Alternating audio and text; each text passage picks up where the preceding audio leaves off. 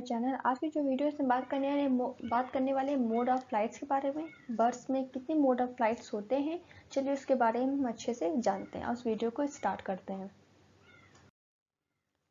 देखिए, सबसे पहले हम बात करेंगे ग्लाइडिंग एंड स्कीमिंग के बारे में। तो ग्लाइडिंग और skimming, the simplest mode of flight in birds is the gliding.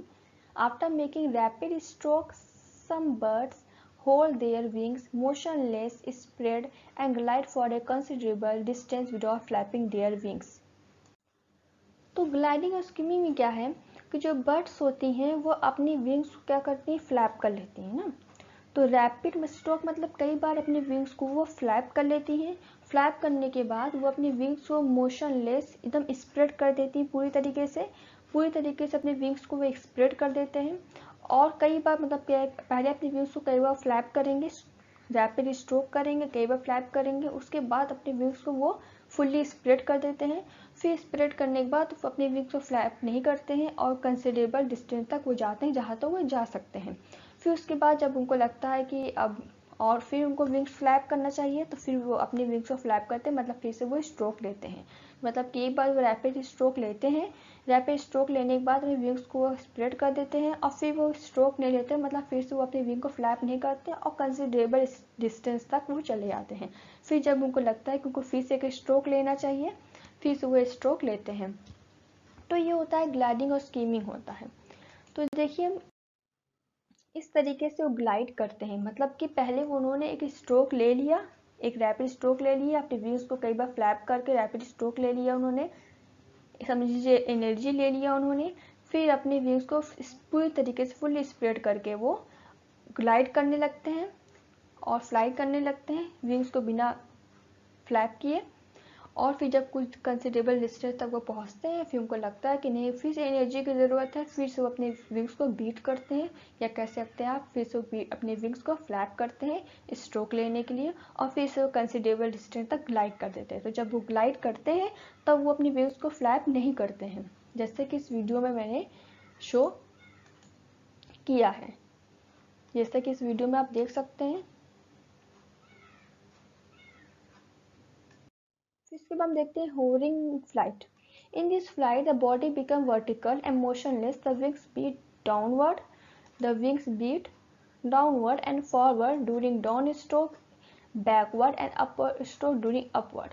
तो देखिए पूरे इसमें क्या लिखा हुआ है कि in this flight the body becomes vertical and motionless, the wings beat downward and forward during down stroke, backward and up stroke during up stroke. तो ये जो फ्लाइट होता है, इसमें जो बर्ड होती है वो एक जगह पर वर्टिकल पोजीशन में आ जाती हैं। वर्टिकल पोजीशन में आने के बाद एक जगह पर वो अपने विंग्स को कॉन्टिन्यूसली फ्लैप करती रहती हैं, डाउनवर्ड नीचे की तरफ, अपवर्ड ऊपर की तरफ। अपवर्ड को रिकवरी स्ट्रोक भी बोलते हैं और नीचे जब विंग्स को करती हैं तो उसको डाउन स्ट्रोक बोलते हैं। जब वो नीचे करेंगे तो उसको डाउन स्ट्रोक बोलेंगे, नीचे के बाद जब विंग्स को ऊपर करती हैं तो अप स्ट्रोक बोलते हैं। ठीक है, तो इसी को उन्होंने डाउनवर्ड अपवर्ड कहा है। तो इसमें क्या करते हैं, जो बर्ड होती है, जैसे कि एक बर्ड जो होती है एक जगह पर आ जाती हैं, वर्टिकल हो जाती है और मोशनलेस हो जाती है, फिर वो अपनी विंग्स को बस फ्लैप करती रहती है डाउनवर्ड अपवर्ड। तो ये एक तरीके का इसमें मोड ऑफ फ्लाइट हो जाता है।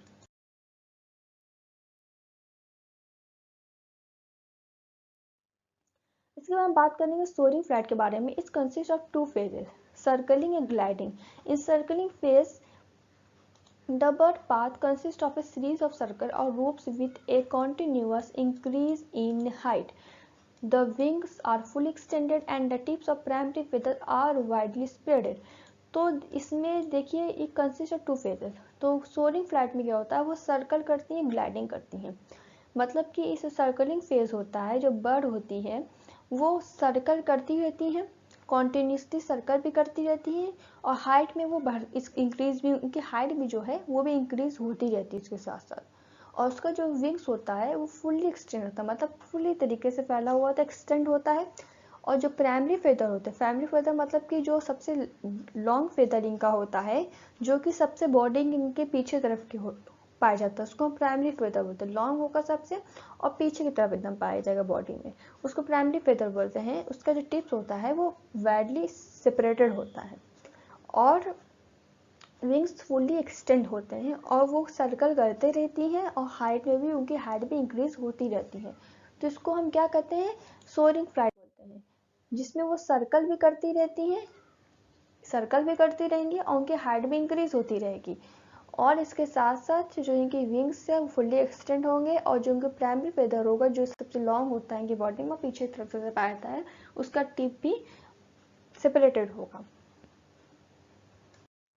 इसके बाद बात करेंगे फ्लैपिंग, जो कि सबसे कॉमन इसमें मोड ऑफ फ्लाइट होता है।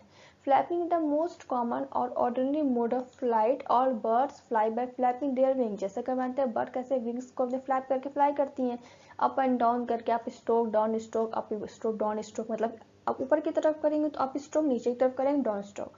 अप स्ट्रोक को रिकवरी स्ट्रोक भी कहते हैं क्योंकि डाउन स्ट्रोक से फिर वो अप स्ट्रोक में जाती है, उसको रिकवरी स्ट्रोक भी बोलते हैं। Each flapping includes an effective down stroke and a recovery up stroke of the wings to start with the wings are held vertically and fully spread। तो फ्लैपिंग क्या है, इसमें विंग्स, उनकी जो विंग्स होती है वो जो कि फुल्ली स्प्रेड होती है और उससे वो कॉन्टिन्यूसली फ्लैप करती रहती हैं, कॉन्टिन्यूसली अपनी विंग्स को फ्लैप करती रहती हैं, वो ऊपर की तरफ, नीचे की तरफ, अप स्ट्रोक ऊपर की तरफ, डाउन स्ट्रोक नीचे की तरफ, इसी तरीके से अपनी विंग्स को कॉन्टिन्यूसली फ्लैप करती रहती है। सबसे common mode of flight birds में पाया जाता है।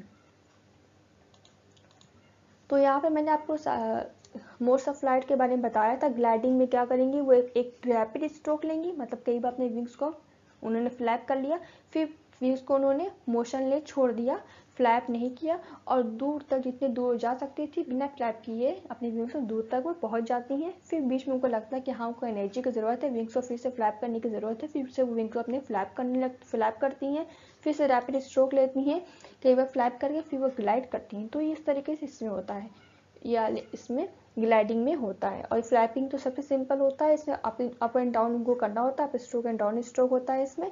एंड होवरिंग में बताया कि जो बर्ड्स होती हैं वो एक जगह पर आ जाती हैं वर्टिकल पोजीशन पर, फिर विंग्स को अपने कॉन्टिन्यूसली फ्लैप करती रहती हैं, मोशनलेस होती हैं, मतलब एक ही जगह पे खड़े होकर वो विंग को अपने फ्लैप करती रहती है कंटिन्यूसली।